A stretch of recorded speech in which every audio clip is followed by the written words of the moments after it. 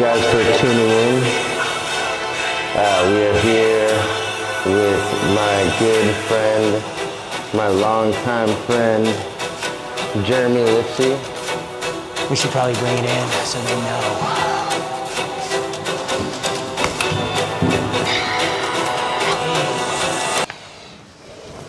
That's the handshake of the fellow wolf right there. It doesn't happen like that overnight. Nope. It doesn't. That's years of loyalty and dedication. Through the thick and thin. Through the thick and thin. Good times and bad times. Yeah. Bunk beds and garages. Bunk beds and dope heads. Bunk beds and dope heads. So why don't you just let the viewers know how we met? I was tattooing at a shop in Sherman Oaks, California, on off Van Nuys Boulevard and Ventura, and it was called Body and Soul Tattoo. It's no longer there. Closed down probably about 7, 8 years ago, maybe. Most famously known for Britney Spears' shaved head freak out. Yeah, Britney Spears shaved her head and then showed up to our tattoo shop and got like a cross tattoo and I think her own lips or something. Did Alex like do it? That crazy Alex Russian? No, this dude Max did it. Derek Snell was there. Right. I was actually right behind the shop. Huh. So I walked in. Yeah, you walked in and you were, Brandon always came in with a different girl and he was like, I don't know, he's like a hipster dude. I wasn't too sure of him when I first met him. I thought he was weird, which, I mean, who the hell am I to judge?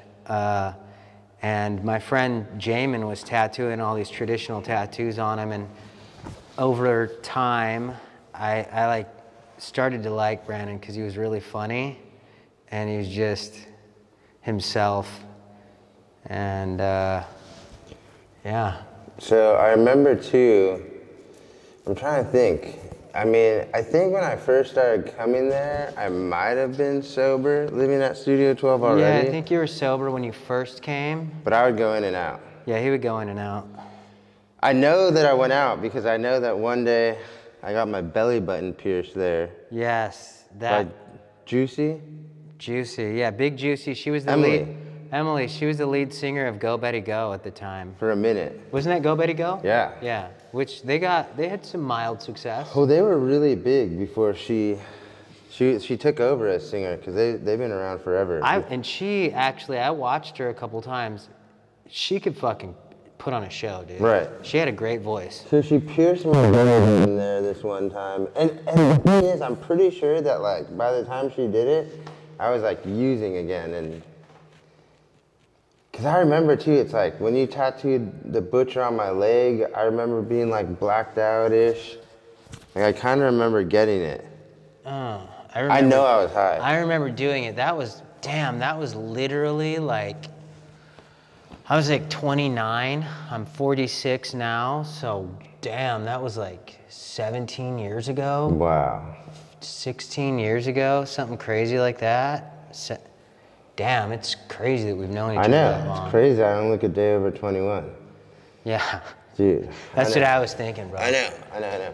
But, dude, so it's like, no, I remember why, because Juicy pierced my belly button, and the fact that I know that I went out is because I got arrested this one time, and I ended up being so fucked up, I processed into the LA County Jail, and I was all kicking and dope sick and shit, and like, I remember taking a shower one day and just going, oh shit, I have a fucking belly button piercing in my fucking stomach. Like, and I was like, wow. I probably never cleaned it. I'm sure the fellas in LA County Jail loved that piercing. Oh my God, dude. They love that piercing so much. But yeah, I mean, it's been, what else? So it's like, dude, we met there. I mean, the one thing too, I was like, how did you end up checking into Studio 12? So I was with that girl Becca for a while. I remember her. Now, so it's really weird. Like, you know, I've done AA things here and there, but I was never like a crazy addict. I was like more of like a pothead, and I liked to drink here and there. But I did know that like at times I felt like the weed affected my moods and stuff. So I would go long periods of time without it and just like do my own like personal sobriety stuff. And I remember I went through this breakup with this girl, and I was tattooing like 6 people there, and I needed to get away from her. So you're like, dude, just move into Studio 12. And at that point, I had already been like, I want to say sober, but it was more like clear-headed. Like I would just take like vows of like sobriety without the program, and kind of like what I'm doing now. He's like, like, just come live here with us. And I was like, fuck it. Like, that might actually be kind of fun. Like, a setting with a bunch of dirt bags, and oh my God. I knew a bunch of people there. So everybody, I was tattooing a bunch of them. So everybody treated me like a rock star. And Brandon was the chef, and we always had a good time. Tex Mosley. Dude, just be like a Tex Mosley. Tex Mosley. So Brandon at Studio 12, he liked to go across the street and steal from stores. So he'd always like be stealing snacks and stuff. And Tex would, Brandon would come back with all these snacks, and Tex would be like, hey, Brandon, bro, let me get one of those snacks, bro. And Brandon would be like, all right, cool. And he'd give him a snack, and Tex would be like, man, you didn't steal these, did you, bro? And Brandon like, yeah, bro, how else did I get them? And like, oh, Brandon, come on, bro, man. You can't be stealing these stacks, man. This is the last time, right? Oh, God, the Slim Jim is delicious. Let me get another one of those snacks, bro. Stop stealing, bro. He wouldn't want Brandon to steal, but he would help him eat the shit out of the snacks. Dude, we had like the 3-ring circus there, though. Oh, dude, bro. it's like Tex, there was freaking Stewart, and then it's like Tommy. Tommy's like, he's like this big. 4'11", 200 pounds. Yeah. I mean, it was amazing. It was like Stewart. Michael was there. Oro Hollow Michael. Oro Hollow, yeah. He's like in the room with that guy Robert with the ponytail who like went every single day. He like got like a telemarketing job, and it's so funny because I think it's like Jake Quintez, who I'm sure he'll watch this, but like Robert got a telemarketing job, and he started making all this money because he's like doing these online, like on the phone sales, like however he's doing it, but he started making a lot of money, and our rent there was like $500 a month, or what was it? I don't remember, bro. It was like $400 a month, I think. I mean, there was super like cheap. Dude, that was another reason why I did it, because I was like, oh, I want to save money and get away from this chick. Dude, but there was what, like 7 people in our room? 2, 4, 6, 8. There's 8 people in our room. 8 people in a bedroom, dude. But like, and it was like 20 foot by 20 foot. So this guy Robert, though, dude, he got this. It was good on job. some prison dorm shit. It was like a prison dormitory. It was for sure. Or camp, if any of you guys ever went to camp. I had the pleasure. Robert like got that job telemarketing, and he started going. I think it was called the Blue Veil Strip Club, and he like fell in love with this stripper. And so there was a punk band called Death Party. The Black Clothes played with them. I'm pretty Are you sure. thinking of Santiago? No. Then there's Santiago, who just Santiago follows. So he No, yeah. Santiago, you can't Santiago. That was Philip. Philip was. He's still. I think Philip died. He passed away. I think Philip passed away. Philip was this British guy. He was like one of the camp counselors or house counselors, and he had this insane collection of music. He had like every awesome band. Showed me the Stone Roses, all the British stuff. He was from the UK. And the crazy thing about Philip too is Philip actually gave me my first job. All of our, like anyone who was at the house that worked in the entertainment industry, but I remember I was whiting out a set on the Snoop Dogg Pharrell musical. Beautiful, I just want you to know, you're my only girl. Remember that? Hey, you need to give up podcasting and start singing. I know, right? Hey, we're working on an album, me and Kevin Rowe, but it should be hardcore metal. But listen, my least favorite. Dude, so I was like, Philip got all like that was like my introduction to the entertainment industry, and I was doing music videos at the time which also then kind of died out. Because when we were doing them, MTV was still kind of big and people were watching music videos, but it also Yeah, it was like 17 years ago. Yeah, and it was the time though, because they died for a while. Before YouTube picked it up, it kind of like flatlined for a minute. You know what I mean? Like the internet started, but people weren't watching music videos on YouTube all hardcore, but I mean, that's a whole nother story. So yeah, I mean, we went from there, and what did you do after that? So it's like you went there. I left. Well, okay, okay, you moved so in that North Hollywood apartment. I stayed there with you guys for. So I stayed there with you guys for a couple of months. I built my money back up, and then I got an apartment in Sherman Oaks, kind of close by my ex, and it was off like Weddington and Sepulveda. It was a cool little apartment, and Benny started coming over all the time and hanging out with us. Right. Is that when I wrestled him? Yes, you wrestled him in my. So Benny was like a collegiate wrestler. Number one wrestler. He in on the East Coast for a while. I don't want to say he was number one, but he's a beast. There's word saying number one wrestler. They said he's the toughest guy. People still say this to this day. Yeah. Go ahead, tell the story. What were you gonna? Yeah. So, go ahead. So Benny and Brandon's always been built like a human maple bar, and he's always been like really funny. So like you'd never know that Brandon is actually a cold-blooded killer, and I always been into kickboxing and boxing, and I had like a punching bag in my thing, and I'd be kicking and punching it. And Benny's known for just taking anyone, Germany, so and I was doing a little bit of jiu-jitsu at the time, but Benny would always just tap the shit out of me. He outweighed me by a good 50, 60 pounds. And so Benny like tackles me down, taps me out real quick, and Brandon's like, I'll take a piece of that. And Benny's like, all right, bet.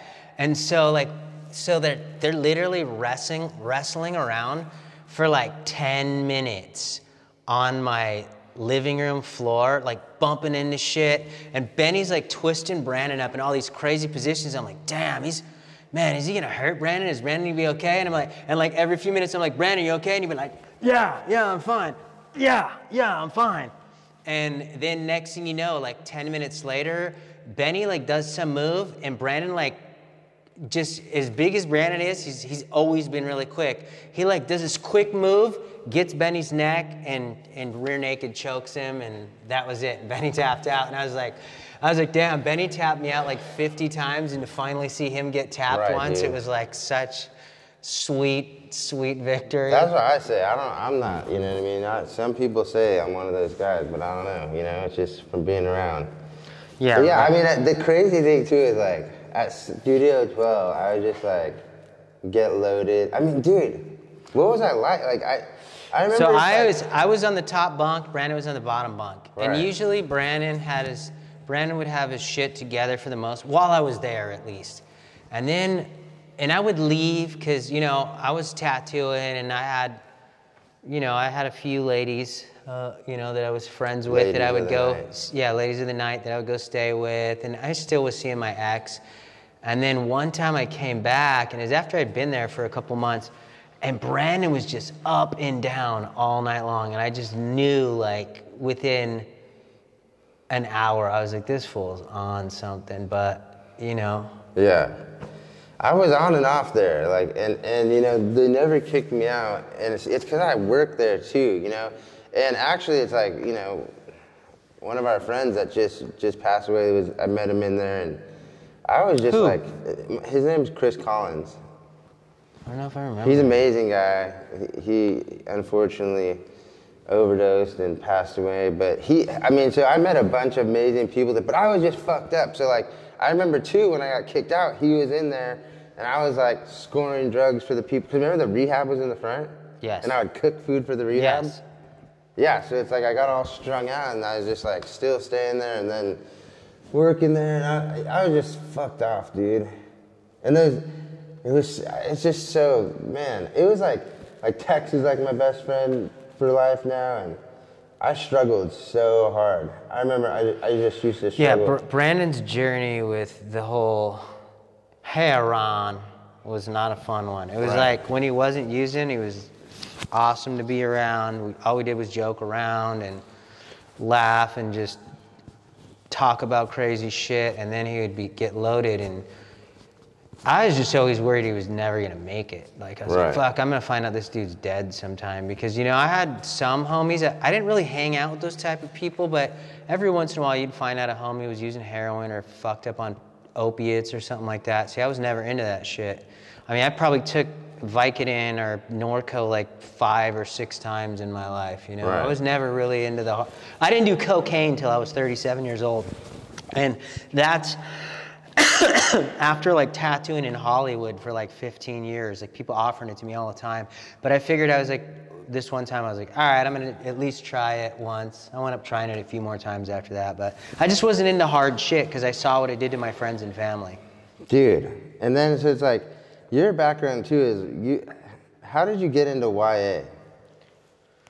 The Youth Authority, California Youth Authority. So I grew up in the Valley, and in I would say what do you call those households? I don't want to say a broken home. My dad always paid the bills, but he was a drunk and a cocaine addict, which is another reason I never got into drugs. He was always loaded, and he had a hell of a temper on him.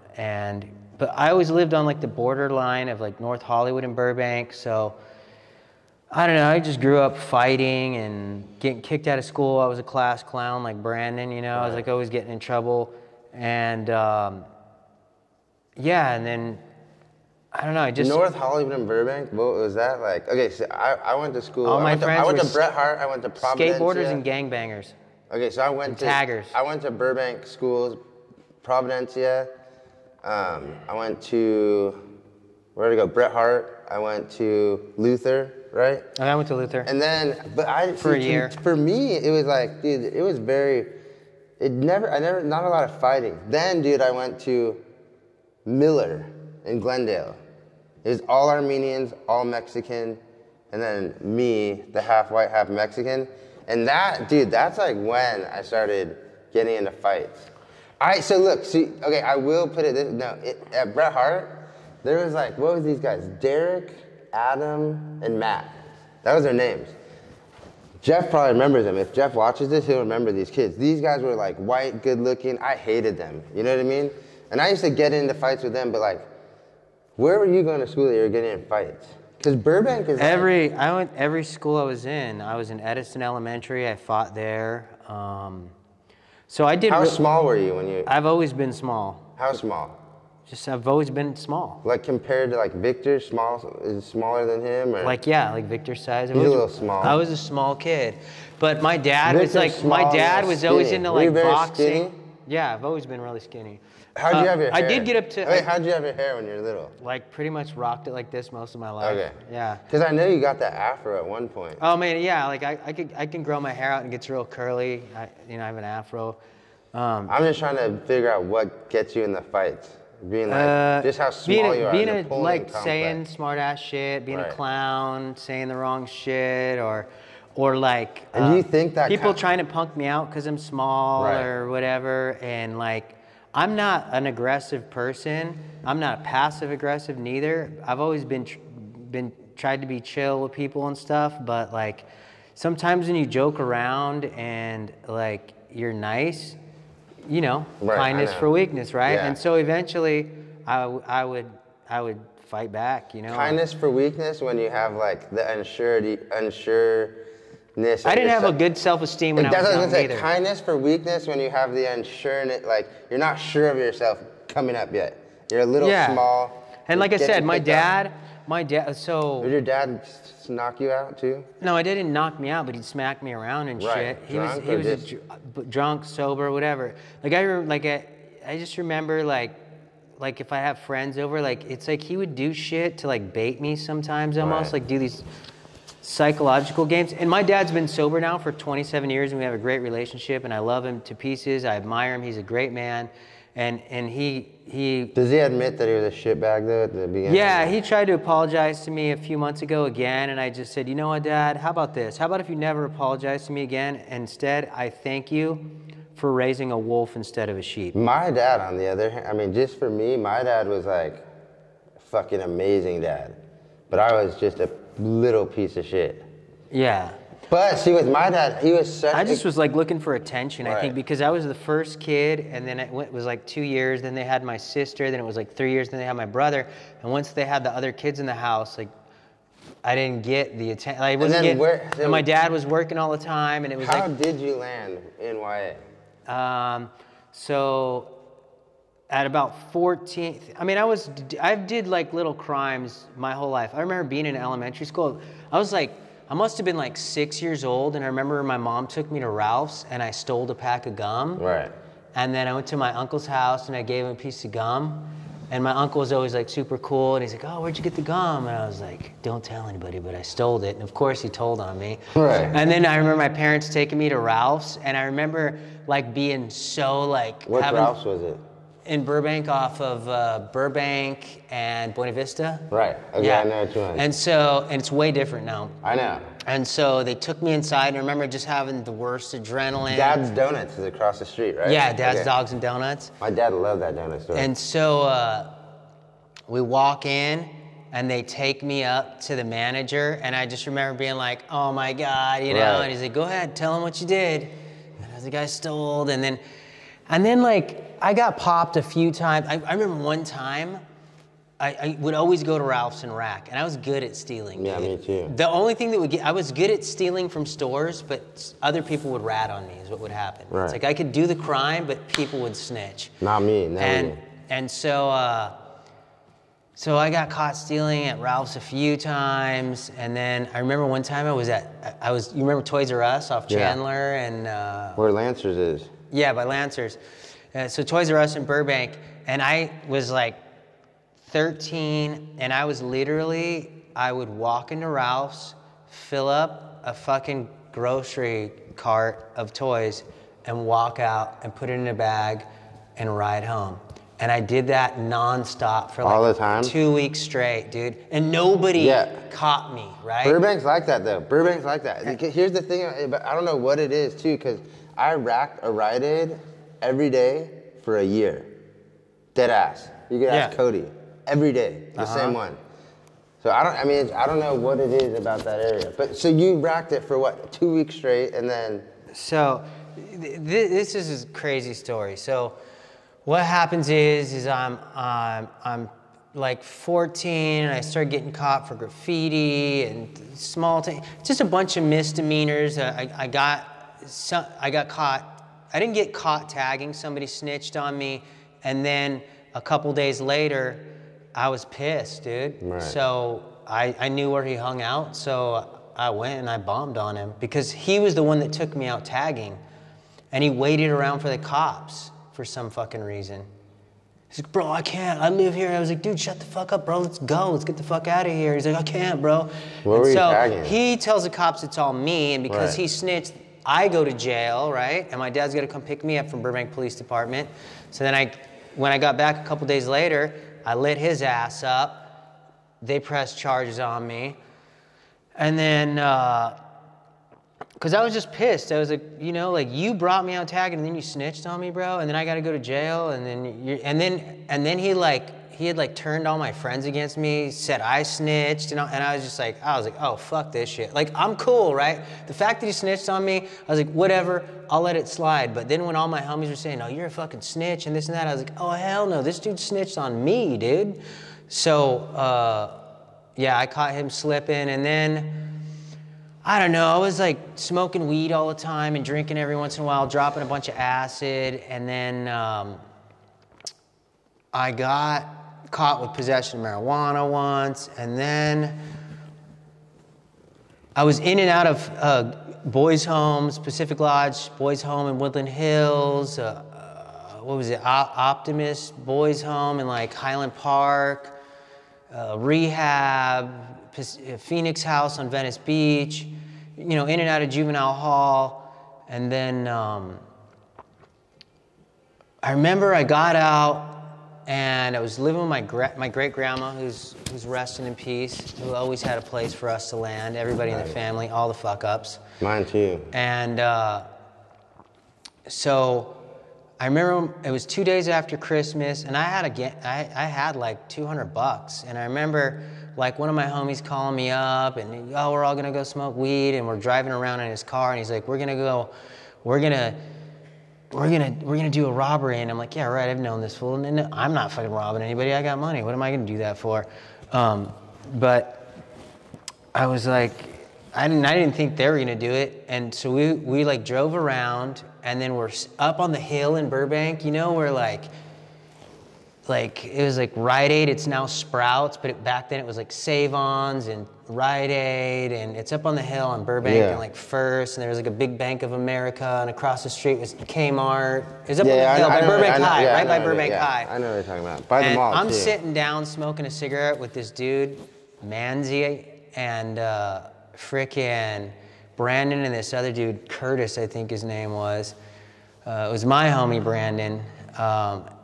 They were like walking around somewhere, but we had been there for at least 10, 15 minutes, right? And all of a sudden I hear this lady screaming, and like Brandon and Manzi come running by us and literally almost like kick us in the face. And like we duck out of the way, and then the security guard, we're sitting down, and the security guard comes running at us, right? And like he got to like, I don't know, like 20, 30 feet away, and I just jumped up and started running. And I always played soccer and ran track and did shit like that, so I had wheels on me. How old were you? At that point, I was 17. Oh, okay. And it was like 2 weeks before my 18th birthday. Right. So I take off running, and at that point, Brandon's like 50 feet ahead of me, and the security guard like almost gets a hold of me, and I just fire shot through me, and I ran, and I was gonna run past him and just run, right? And as I ran past him, he threw the purse in my hand like a football, and I was like, fuck, I'm just gonna run and duck behind his car. And so I ran and I ducked behind his car, and I was like, hey, Brandon. And he was like, oh my God. He ran back, we jumped in his car, and we sped off. And he had like this like 65 Mustang. It was like pearl white with a big purple stripe. Kid? No, he was not. He was ghetto. But his uncle bought him a car. Right. And he was always in and out of jail too. But we drove off, and then we dropped the guys off, and we split the money up, and then How much was it, like $10? No, we each got like $50 or something like that. Right. Then we got an ounce of weed, and then we got in his car, and we were driving up Van Owen by the railroad tracks, and I'm not joking, dude, like 8 police cars surrounded us. And then there was a helicopter, and they took me to Burbank jail, and they processed us. And while I was in jail, they put me in a different room, and they put them in another room, and I was like, what the fuck's going on? Like, somebody had snitched that I had weed on me, because I had an ounce of weed on me. And it was in my shoe, because when the cops pull us over, I shoved it in my sock, in my shoe, like inside my sock, on the bottom of my foot. So the cop comes in, and he's talking to me. He's like, do you have weed on you this time? I was like, no, officer, this and that. I was like, but I do have to go to the bathroom. He's like, all right, let's go to the bathroom. They take me to the bathroom.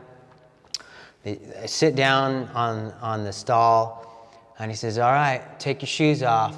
And I was like, oh, shit. I take my shoes off, I pound them together, and hand him the shoes. He goes through it. He's like, all right, take your socks off. So I took the first sock off, and I noticed if I pulled up and curled my toes, I was like, oh, shit, I'm going to do that with the next one. And I had really baggy pants on, and so I pulled the sock up, and I curled my toes over.